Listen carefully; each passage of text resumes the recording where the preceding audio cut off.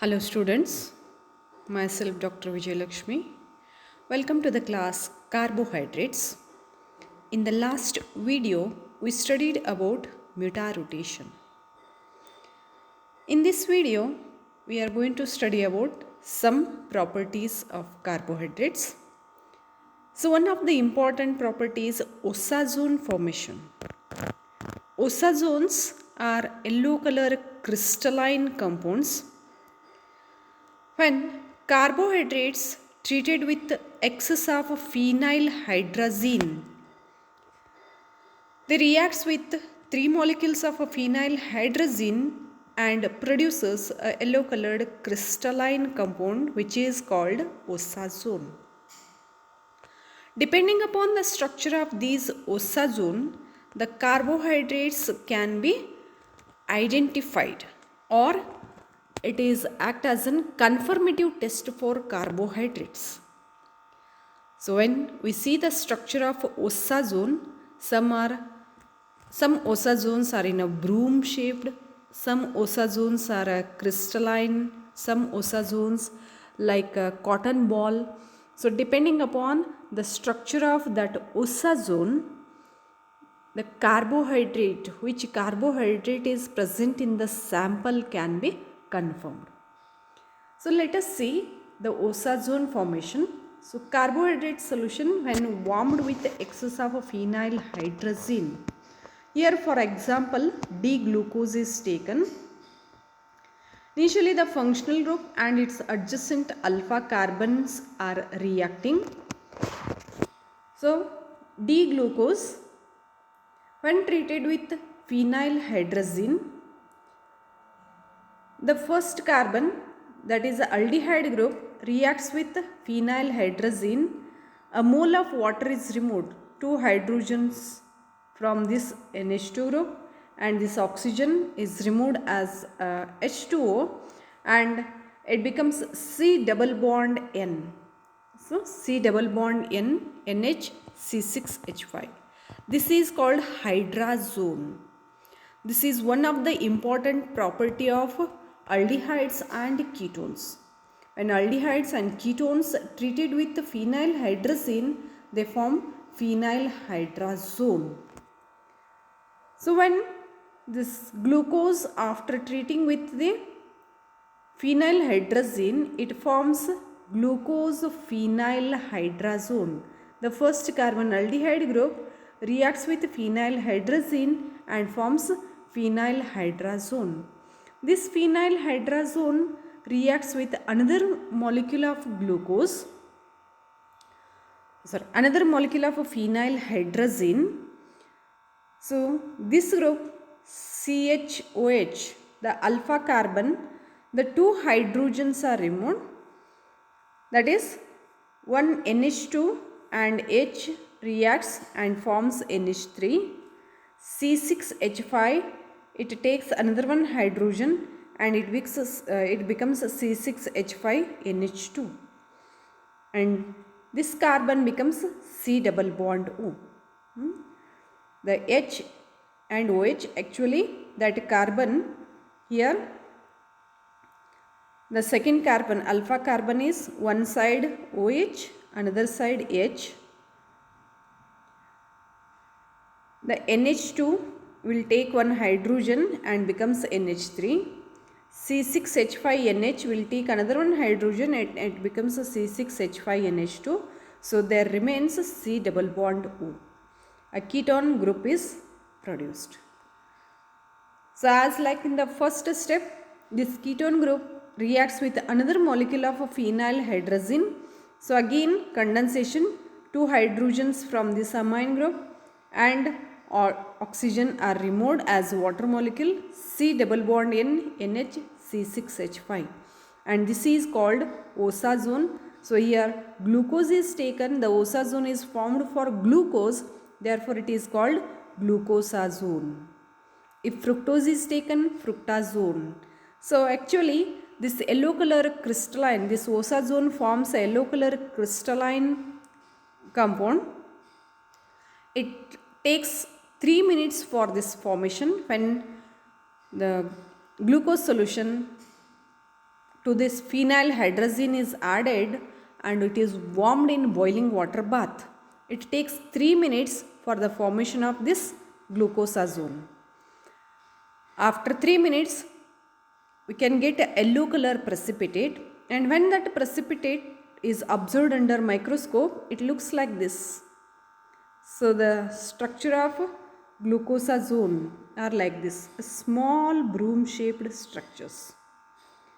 If a fructose is there, the same structure is formed for fructose also, and that is fructazone, and fructazone structure is like this, a small broom shaped structures.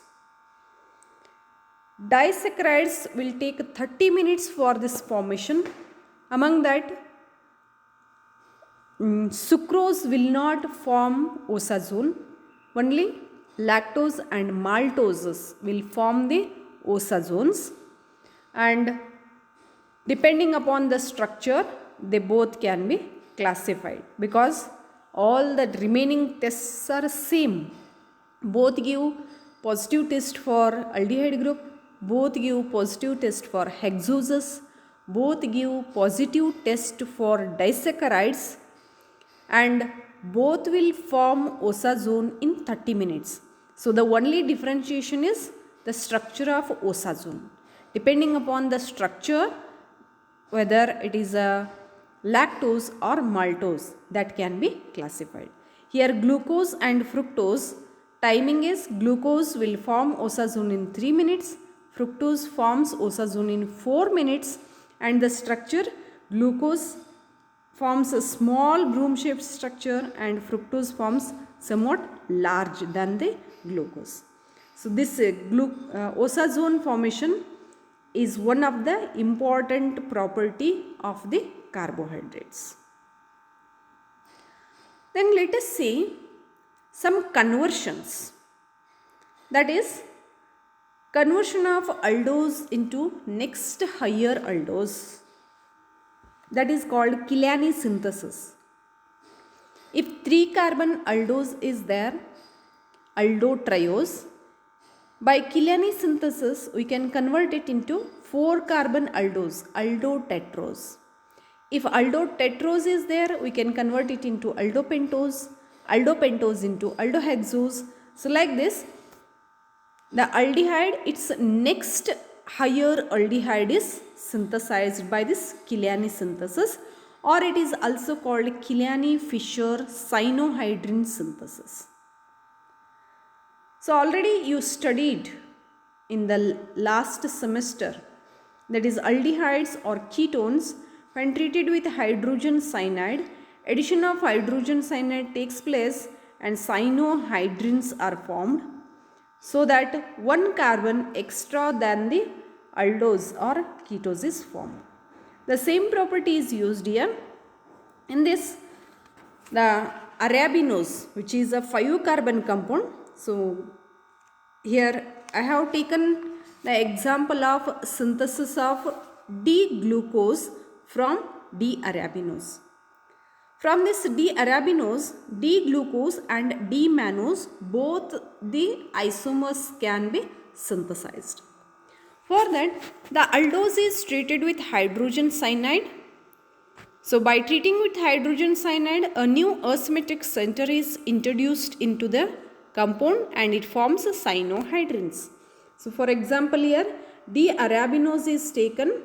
This D-arabinose is treated with hydrogen cyanide. So among this carbonyl group, C double bond O, the electrons, pi electrons are shifted on the oxygen. So it becomes O minus. To this H plus will attack. So it becomes OH. And Cn is go to the carbon. So another one Cn is added. So here aldehyde group, initially it is an aldehyde group. Now it is converted into a new asymmetric carbon. Depending upon the position of this C double bond O, either if it is a right side or left side, depending on that, two cyanohydrins are formed. One is D-glucononitrile and D-mannonitrile. Because this asymmetric carbon, Two isomers are formed here. The remaining structure is same, only the change is in this first carbon configuration. Now, to get next aldehyde, this CN group should be converted into CHO. For that, the next step is these cyanohydrins hydrolyzed with dilute acid. Okay? Hydrolyzed with dilute acid, they give corresponding aldonic acids. So dilute acid, for example, dilute HCl is taken or bromine water, dilute HCl is taken. The C triple bond N on hydrolysis. This is C triple bond N. All the three bonds are hydrolyzed and three OH groups are added. OH and another side H. Second group hydrolyzed OH and H. Third group hydrolyzed another one OH for the carbon and H for the nitrogen. So it becomes NH3, and here this carbon becomes, now this carbon bears three OH groups, C, OH. So three bonds are broken and three OHs are added. When more than one OH group on the same carbon, then it becomes unstable. So a mole of water is removed and it becomes COOH. So the CN group is converted into COOH after hydrolysis. So here we are getting again two acids because two cyanohydrins are obtained. So two acids. That glucononitrile gives gluconic acid, mannononitrile gives mannoic acid. To get aldehyde, this carboxyl group should be converted into CHO. And for that, these acids on heating forms lactones. The lactones are 5-membered rings containing 4 carbon and 1 oxygen. So gamma lactones, because adjacent to this carboxyl group, the first carbon is alpha carbon, beta carbon and gamma carbon. So gamma carbon is involved in the ring formation. The OH group on the gamma carbon and here the OH group on this COOH. So actually this is C double bond O and another one is OH, and on the gamma carbon OH is there. Between that a mole of water is removed and it forms a ring with oxygen. So gamma D glucononitrile and gamma D gluconolactone and gamma D mannonolactone. The lactone rings are formed by removing a mole of water from this gamma carbon and COOH. A mole of water is removed and ring is formed, and this ring is called lactone ring. After the lactone ring is formed, these two can be separated. These two lactones can be separated by fractional crystallization. So both are separated by fractional crystallization. So if we want only glucose, then reduction of glucononitrile gives glucose, or reduction of mannonolactone gives mannose. Okay. So both gluconolactone and mannonolactone, which are separated by fractional crystallization, because these two can be available in the crystalline form. So both are separated by fractional crystallization. After that they are reduced. So reduction is by lithium aluminum hydride or zinc amalgam. Any one reducing reagent is used. So gluconolactone on reduction, it gives glucose. Mannonolactone gives mannose. So here reduction means on reduction this bond is broken.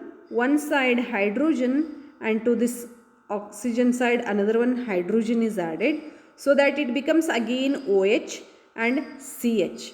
So that we can see here, it becomes CH and OH is formed again.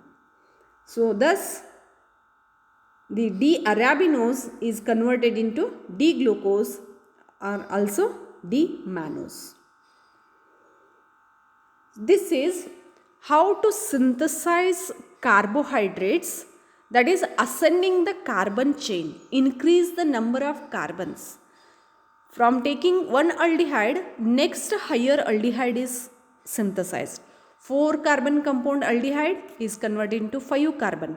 That is tetroaldose is converted into pentoaldose, or pentoaldose is converted into hexoaldose. Hexoaldose is converted into heptoaldose. So like that, 1 carbon can be increased by this method. This is called Killian synthesis. The next one is Ruff's degradation, that is conversion of aldose into next lower aldose. If aldohexose is there, then from that aldopentose is synthesized. Aldopentose to aldotetrose, aldotetrose to aldotriose. So the next lower aldose.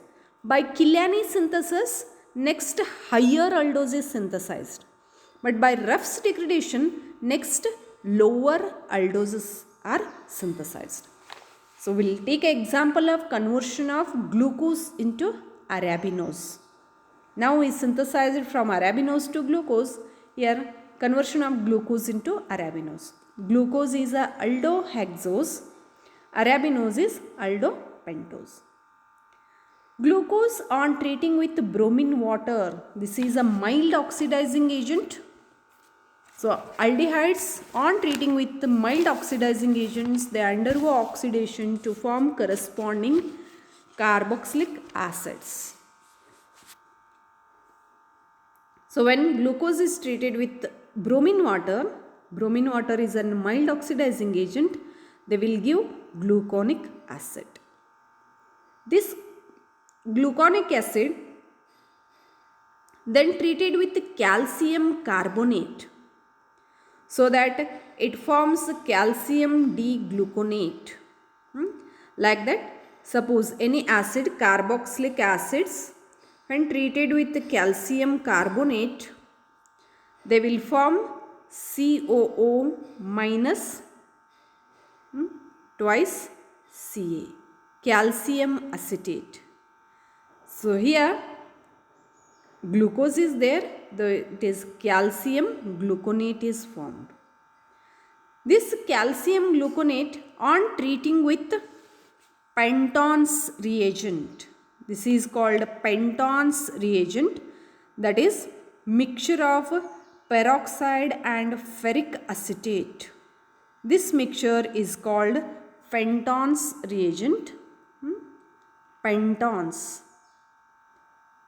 The mixture of peroxide, hydrogen peroxide and ferric acetate is called Penton's reagent. So when this calcium D-gluconate is treated with this Penton's reagent, or calcium salt of acid and treated with the Penton's reagent, carbon dioxide and water molecules are eliminated. So carbon dioxide is eliminated in the form of calcium carbonate again, and water molecule is removed, so that after decarboxylation 1 carbon becomes less, so that it becomes 5 carbon compound D-arabinose. So only simple 3 steps are there. The aldehyde is first oxidized, so it gives corresponding acid. That acid on treating with the calcium salt, on treating with the calcium carbonate, it forms a calcium salt. Then decarboxylation takes place. That decarboxylation is in presence of a Penton's reagent, and it gives D-arabinose. So these are two two conversions. One is synthesis of aldose into next higher aldose, that is Killiani synthesis. Next one is conversion of aldose into next lower aldose, that is called Ruff's degradation. So in the next class, we will discuss some other conversions. Thank you, students.